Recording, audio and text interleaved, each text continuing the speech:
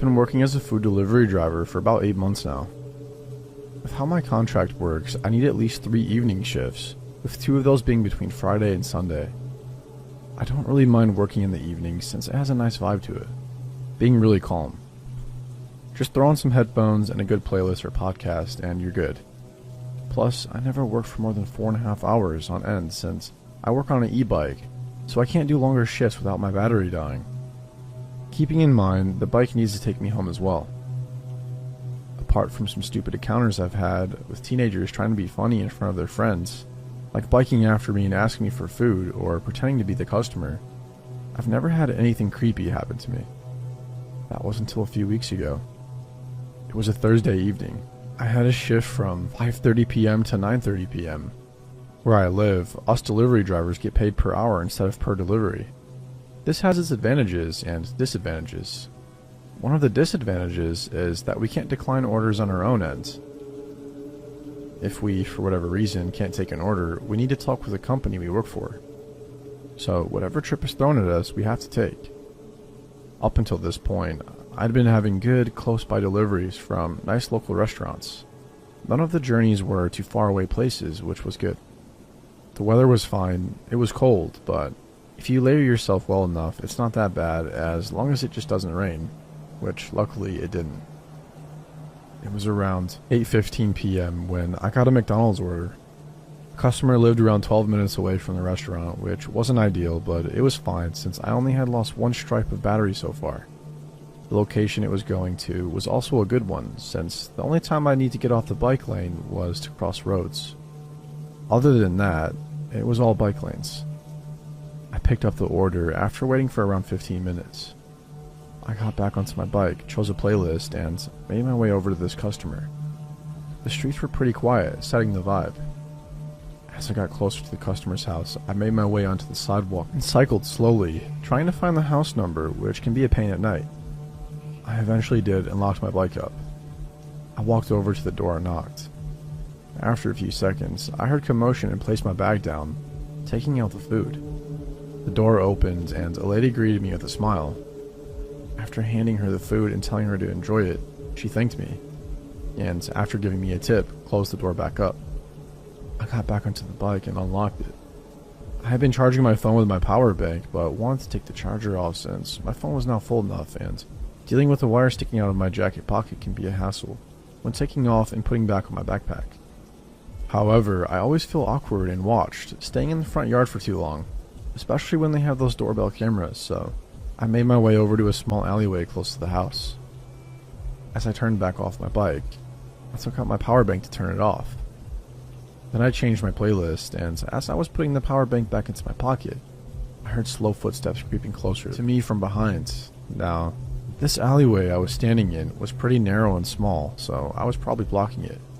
I quickly moved and got off my bike, holding it close to me as I pressed myself onto the wall. I excused myself and made a gesture for the person to pass. Instead of thanking me and walking on, the person just kept standing there. This is when I looked up. I was met with a tall, skinny lady standing just a few inches away. Her face was slim and her long hair came to rest on her shoulders. Her face looked white and she looked like a heroin addict. She looked me dead in the eye without any expression and was breathing through her mouth. She was wearing brown jeans and a blue hoodie with the hoodie on. "Can I help you?" I asked after painful moments of silence. She looked at me for a few more seconds and said, "You have my food." I froze. Now in our app system, there is no way to actually confirm that the customer was the right one since we don't have any security codes to ask. Since I was busy with my power bank, I hadn't clicked finished order yet. I checked my phone and decided to ask the lady questions about the order. "Oh, I think another driver has your food. I just delivered to someone else," I said with a smile. "Where did you order from?" If she was right, I would have been able to help her easily with getting a refund. However, she just stared at me, her expressionless face turning into a hard, ugly glare. "No," she said loudly. "That was my food," she stated. Again, I tried to reason with her, asking for her name and what food she had ordered. "I'm just trying to help you, ma'am. Check your app. The app should tell you how far the driver is." To this, she stepped back and pointed her hand at me. "My food. I need my food." At this point, I figured she must be homeless and hungry. "I have food if you want," I said. Now, I always keep snacks on me in case I have to wait long for an order to get ready or have no orders come in for a bit. We wait a lot since we can't turn down orders for taking too long to be made. My go-to work snacks are protein granola bars. They're easy to keep since they don't take up much space and you can eat them fast. I decided to give her a box and maybe she'd be satisfied. I took one out of my backpack and handed it to her. She took it from me, damn near snatching it out of my grip, and stepped closer. "I want my food," she stated sternly, her glare sharp. I let out a breath, getting really creeped out now, and once again asked her to check her app or give me her name. The name she put up with her so-called order. She took a big breath, and before I could say anything else, she exhaled and screamed bloody murder, making me flinch and press myself onto the wall. In the process, I accidentally moved my bike's throttle. This thing alone doesn't get around past 4 kilometers per hour. I had some struggle but eventually got on the bike and pedaled away, the lady still screaming behind me. I got to a fence that prevented cars from coming in and had to slow down a bit. This was enough time for the lady to catch up and even grab onto the back of my bike. I let out a yelp as I could feel her try to push me. I also heard something scrape the wall next to me. I didn't want to look and instead put my bike on a higher assist mode, which I normally never do and always keep on 2 or 3 to spare battery life, paddling like my life depended on it as I got past the fences. I then put it even higher and cycled away. I could hear the lady yelling and calling me a food thief. As I glanced back, she held the box of granola bars above her head and threw them at me. They landed about a meter away from me. I also noticed what was causing that scraping noise, as she was holding a knife in her hand. I focused back on the road and cycled away, hearing the lady still screaming, yelling, and trying to run after me. Eventually, I went back to the app and finally clicked finished order, hoping to get a new one since I didn't want to aimlessly cycle around in fear of running into her, since I thought she might know all the shortcuts. I got a new order from a kebab place nearby, around 8 minutes away. This place was one I got sent to a lot, and the owner was very friendly, always asking us drivers if we wanted something to eat or drink and saying it was on the house. I got there and was slightly out of breath. He asked me what happened, gave me some water to drink, and helped me calm down, then gave me some food. After I told him, he talked to the company, saying I was in no state to keep doing deliveries. My work agreed to allow me to end my shift earlier. One of my co-workers came for the pickup, and since this delivery was just outside of city center, I biked back with him to the city, where it was still busy, and went on home after that. I'm very glad for the timing of that order, my co-worker, and for the owner of the kebab store. I don't even want to know what that lady would have done to me if she had successfully pulled me off my bike.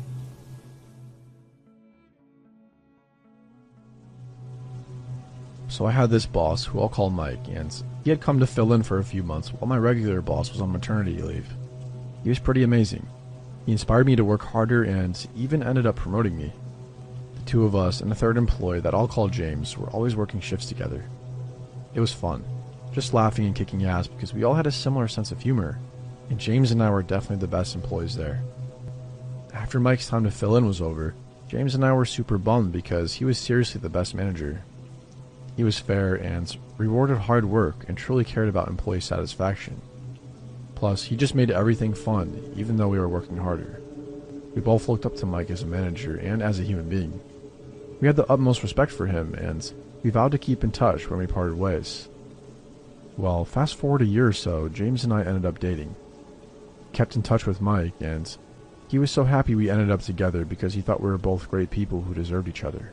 We saw Mike a few more times and kept in touch over the years through social media. When James proposed and we started planning our wedding, we knew we wanted Mike to be in it.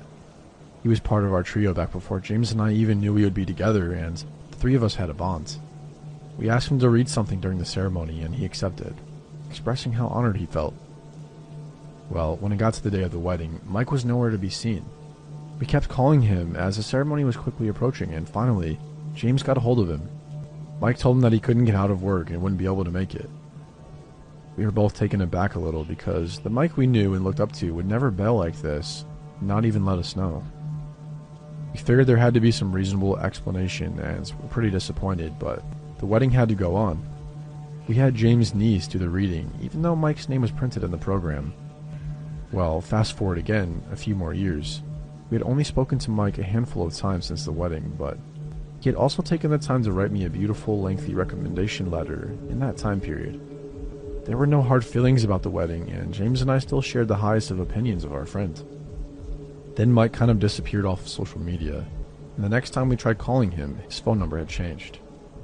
James and I exchanged sentiments of concern and hoped he was doing okay, but it didn't go much past that. One day, James got a random call from a number that wasn't in his contact list. He answered it, and it turned out to be Mike, so he put it on speakerphone so I could say hello too. We had our brief pleasantries, but then Mike got into the reason for this call. He wanted to know if he could stay with us for a day or two. My initial reaction was, of course, but James shot at me a sharp look, so I added, "Well, let us discuss it and we'll call you back." Before concluding the call, James inquired about what was going on. Mike said he had been living with his father to take care of him because he was terminally ill, that he couldn't stay there another night because he checked the camera footage in their home and seen his dad on tape, standing over him with a knife while he slept. When the call was ended, James said he thought something was off. I didn't really get why he'd instantly be that suspicious. I mean, the story was insane and all, but it was Mike. James said something like, "We haven't heard from him in forever, and now he's calling us for a favor. He lives 2 hours away, and we're the ones he calls? Why wouldn't he seek the help of someone closer? He has family in the area too." I agreed that it was all odd, and it definitely conjured up a lot of questions, including why there were even cameras inside their house, but I still didn't like the idea of leaving Mike hanging if he was truly out of options. I told James we should call back and probe a little more. When we called back, James asked if it wouldn't be easier to have someone closer help him out and asked about family in the area. Mike gave a vague explanation of why everyone in his life had turned against him. Then, with the most mopey, disappointed voice, he said it was okay if we couldn't help, that he understood what was going on and wouldn't bother us anymore. James and I looked at each other and said we'd call him right back.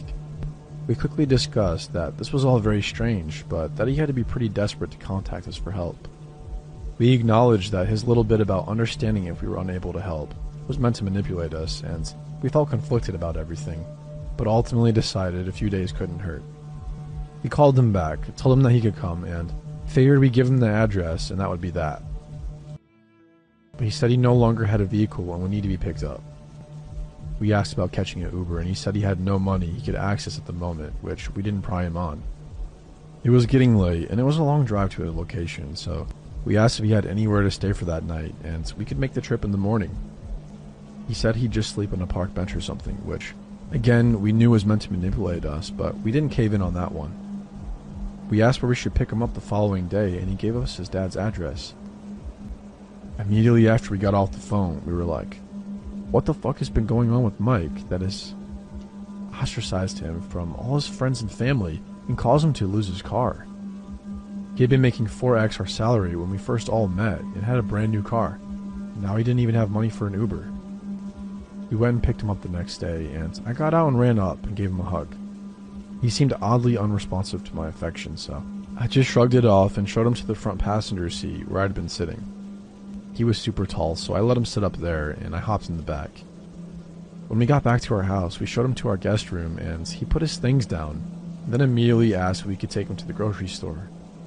James said he was done driving for the day, so I'd take him, but commented that I thought he didn't have any money on him. He told me he had food stamps, which there's no way he could have qualified for with his old job, so I know something was up. But I wasn't going to dig into the personal details of his finances, so I just logged it into my mind and kept my mouth shut. You might be thinking it just sounds like someone who fell on hard times, and that was basically Mike's story as well. But it was just very vague in important areas and full of story after story about people that seemed determined to destroy him for no known reason whatsoever. 1 or 2 bad eggs is believable, but no one is the innocent victim in every scenario. He was telling us that he had no idea why his life had fallen apart and why those close to him seemed to turn on him out of nowhere, or why so many people were out to get him without seeming to have any motivation. 2 nights turned into a week, and finally James asked Mike what his plan was. Mike acted hurt and said he'd be gone by the morning. We told him he didn't need to leave immediately, but we'd like to have some kind of an idea of his plan for going forward. That night in bed, James and I discussed it and decided we'd tell Mike that he could stay for as long as he needed if he wanted to help out around the house and keep his room relatively clean, because it contained several antique items of James' mother's. We were also going to ask him to help us with some business decisions, as Mike had claimed to have been a totally self-made successful entrepreneur before his streak of bad luck, series of unfortunate events, and I had recently been laid off. We presented our offer the next day, and Mike excitedly accepted. We thought it was going to be a rewarding trade-off for all parties. Now, this isn't a story about my marriage, so I'm not going to go too far into wealth of problems James and I had. But a little info will be necessary. James was highly critical of me and often talked down to me and seemed to have nothing but negative opinions. I wasn't perfect, but I wanted to be loved and worked my ass off for James' approval. I was constantly trying to make him happy, but no matter what I did, I would fail in his eyes. After a few weeks, Mike clearly started to see the cracks in the marriage, despite the fact that James toned it down in Mike's presence. Trying to be a good wife, I acted like all was fine in front of Mike and never mentioned any dissatisfaction in my marriage. Mike and I started to spend a lot of time alone in our entrepreneurial pursuits. He was supposed to be teaching me the tricks of the trade within several avenues of making money, but kept coming out with little success. He had excuses and explanations for why his wisdom didn't seem to be progressing us forward at all. But he was someone I greatly looked up to as a professional and a friend, so I just believed that it would all pay off soon, like he said. After living together for weeks, enough talking among all of us had been done to start noticing weird contradictions to many of the things Mike had told us, but he always worded things in a way that left a slight amount of room for doubt if you were to question any of it. There was never a way to straight up catch him in a lie.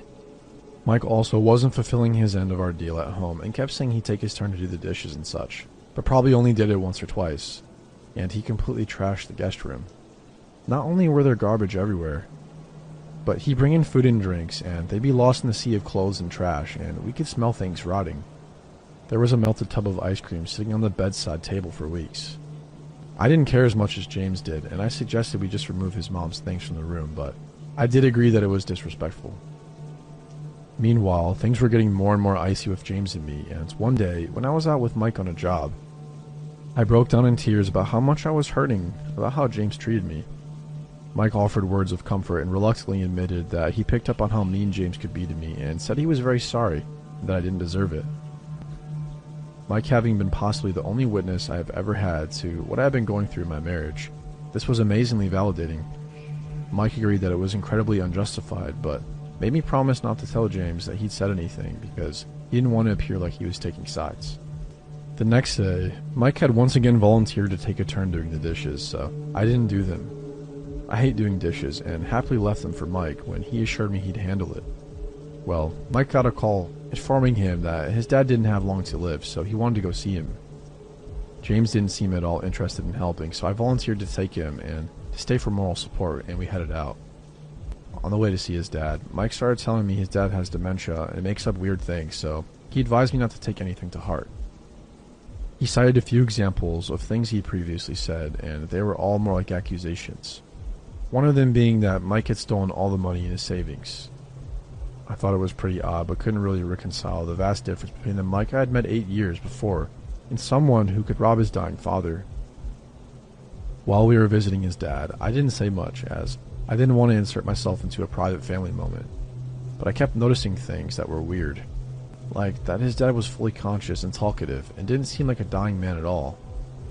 He even asked us to get him Burger King in the middle of it all. I kept trying to justify things in my head, like, who am I to say a dying man can't want a final meal at Burger King? A few hours in, James called, irate that I had left again without doing the dishes, that Mike promised to do. He chewed me out and threatened divorce, which was always his go-to to try to whip me into shape, and having the recent affirmation from Mike that I wasn't the only one who saw James' emotional abuse, I said, fine, divorce won't be thrown in my face anymore, so divorce it is. Back in Mike's dad's room, his dad was yelling about his will and money and such, and Mike looked at me in a way to signal that the dementia was talking. I had started to really question what happened with his dad and if he was really even dying at all, but it wasn't something I could really handle investigating at the moment, given that I just separated from my husband. When we left the hospital, Mike's dad was still alive and eating candy bars. I had nowhere else to go, so I went back home and slept upstairs on the couch. I didn't speak to James for 2 whole days, and then Mike said he talked to his mom, and I could stay there for a week.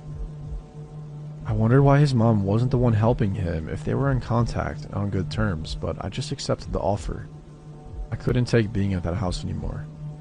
Mike said he was going to go with me and stay there too, which I thought looked really bad, but he said he spoke to James and that he understood and was fine with it. I spent the entire week crying and talking to Mike about how I felt, and he even woke up in the middle of the night with me if I woke up and started spiraling downhill.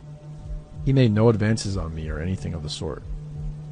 After the week, I went to stay with my parents, and Mike went back to stay with James. I eventually saw them both when I come over to get things, and in talking with James, he was very much ready for Mike to leave. They barely seemed to talk and did not seem on good terms whatsoever. One night, I got the weirdest impulse to ask James if Mike ever said anything about me, that he made him promise not to tell me. James hesitated for a second but said yes. Through a series of questions, we inched through both of our experiences with Mike. He had been playing into our rapidly declining marriage and using everything he observed against us. He had been going out and teaching me things to make money, and he did the same thing he did as my boss all those years before. Told me my strengths and complimented my ability to catch up onto things quickly. We didn't have much success, but it was very obviously not on account of me. However, he was going back and feeding into James' terrible opinion of me and claiming we weren't making any money because I was so dense and hard to teach. Mike would also comment on the very same things he told me were unacceptable that James did, except he'd tell James how he doesn't know how he lives with someone like me and that he'd go insane. He was carefully and strategically forcing our marriage to fall apart by exaggerating our personal fears and insecurities and systematically validating and encouraging our resentment for one another. He did it in such a way that neither of us doubted his sincerity for a moment, until I finally got a weird feeling and decided to ask that night. And even then, I didn't really anticipate finding out that he had been two-faced and manipulative to that extreme. James kicked him out that night, and neither of us had talked to him again. As far as I know, I haven't spoken to James in like 1.5 years. I proceeded with the divorce despite this, because even though Mike was an insincere piece of shit, he caused me to get enough distance from James that I was able to see I deserved so much better. Last I heard about Mike was from his mom, who called me to see why he'd been asked so abruptly to leave James' house. I told her what he'd done, and she didn't seem surprised. I asked if she was aware of any mental problems he may have, and she said she didn't want to betray her son by giving details, but that he isn't right in the head. I asked about several of the traumatic events Mike had claimed to be the victim of, and she said there have never been evidence that any of it really happened. I don't know why he actually initiated the final downfall of my marriage, because I've never felt it was an attempt to be with me. I don't get what his motivation or gain would have been. Mike's mom texted me a few days after he left James' house to tell me he had been admitted to a psychiatric facility and wouldn't be out for a long time. She wouldn't elaborate.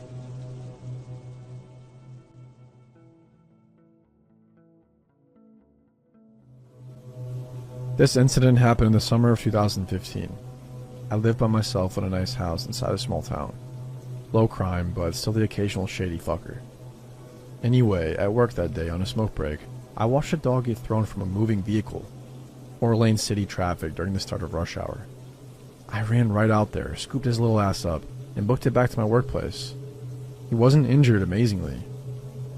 As a bleeding heart animal lover, I decided to take him home with me until I could figure out what to do with him. I have a large number of cats and always have. This was my first experience with a dog that I was solely responsible for. This guy was very shy, head hung, tail tucked, and jumpy, just looking at me like I was about to beat him. I was clueless on the subject of dog personalities and tendencies. I just knew that they needed to be taken out frequently. His first night with me, we had been out about 15 times, as I didn't want him shitting in my house. I was having my final cigarette of the day on my porch. The dog was on the lead, chilling under my chair as I smoked and poked about on Reddit. I see a man walking on the sidewalk that runs by my house. He kept glancing up at me before passing. Shortly after he passed my house, he stopped, turned on his heel, and approached. "Hey, can you tell me where 302 Church Street is?" he asked. I told him I would search the address on my phone, which of course was taking a minute to pull up. He explained that he didn't have a phone of his own and was attempting to get to a friend's house, taking small steps toward me the whole time. Finally, the address I summoned came up. It's exactly 2 blocks north of here, right on the southwest corner of the cross street, I told him, pointing in the direction. He kept his eyes locked on me, continuing to slowly move closer. Doggo starts growling very softly at this point. I had forgotten he was even there until now. Mind if I take a look at the map? He grinned sheepishly. I'm bad with directions. I rose from my seat, pointing again. It's truly just 2 blocks up this road. Just follow the road. 2 blocks. The house will be on your left. Making it very clear that I wasn't going to just hand him my phone. Well, can I call them? I need to let them know I'm coming, he said, still creeping closer, extending his hands. No, I replied. How about texting them? Pushing forward still. Dude, no. I started toward my door. Just let me see your phone. He was visibly becoming pissed off, clearly trying to contain it and getting way too close to my porch. As a last-ditch effort to get this dude to fuck off, I say, you need to get off my yard. My dog is protective, he'll fuck you up. Hell, I didn't know the first thing about this dog, let alone whether he had the capacity to screw someone up. I just hoped saying so would intimidate the pushy phone guy. Like I had said the magic words.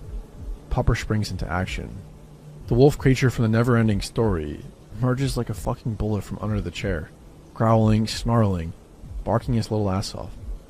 He jerks me damn near off the porch trying to get at this guy. He sounded and acted like an 80-pound attack dog, not a 40-pound timid beagle mix. I was afraid. I didn't know if the pup would turn on me. As stated previously at the time, I knew absolutely jack shit about dogs. He backed his hindquarters into my legs and almost nudged me to the door. Still carrying on, eyes locked on the phone dude and baring his teeth. Phone dude holds up his hands and backs off. Stammers something like, 2 blocks north? Yeah? And begins walking that way. I go inside, cut off my lights and peek out the window at him. Glances at my house, assured I'm inside, turns and begins walking in the completely opposite direction I pointed him in. Icing on the cake, he pulls a phone from his pocket and raises it to his ear to make a call. Doggo secured his place as a member of the family that night. He is incredibly protective of me and has frightened away another creep since this incident. He's attached to my hip and has made it known that he is grateful to be in a safe, loving home, wherein he will never again become a projectile from a moving vehicle. His name is Hank, and I truly believe that night would have ended very poorly for me had he not been there.